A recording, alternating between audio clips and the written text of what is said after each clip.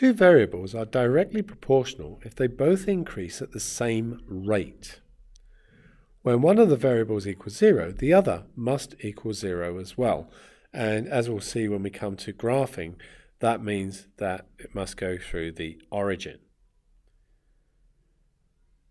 Fruit buns are sold for $1.50 each.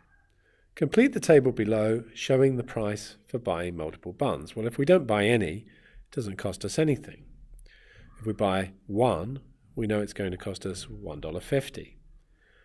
For two, it's going to cost $3 then. For three, that would be $4.50. For four, that will be $6.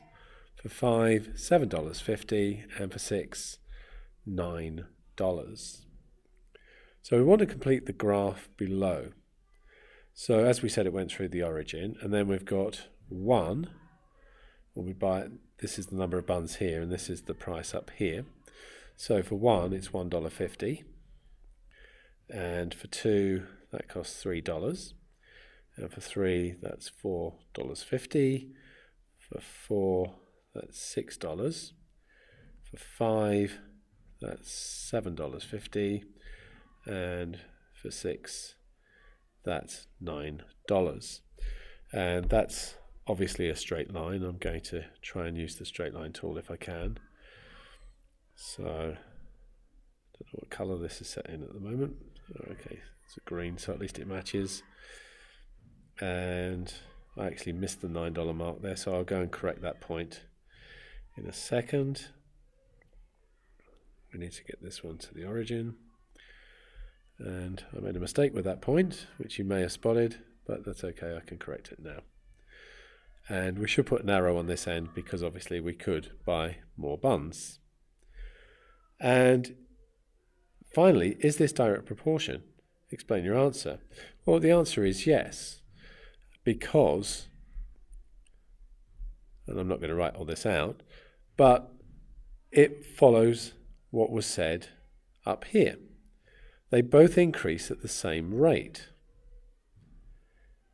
or at least the rate's proportional. Every time the buns go up by 1, the price goes up by 1.5.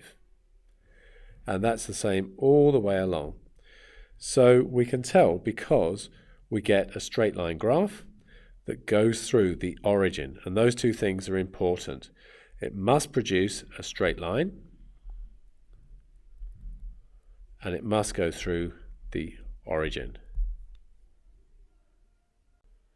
One other thing I should mention about this example is that I did draw a straight line on here, and I even put an arrow on the end of it. But really, it's not actually appropriate to draw a straight line. What I should have done was marked on all my points like this, and that should have actually been my final graph. I drew the straight line on to illustrate it's a straight line, but we can see these points are in a straight line, can't we? The reason that I wouldn't draw a straight line on, and if I just do it roughly, if I just draw the straight line on there, is can you buy 2.5 buns? Well, you can't. That's meaningless. You can only buy the buns in whole numbers, and therefore you shouldn't actually draw the line. So be very aware of context when you do these types of things. You need to think about that.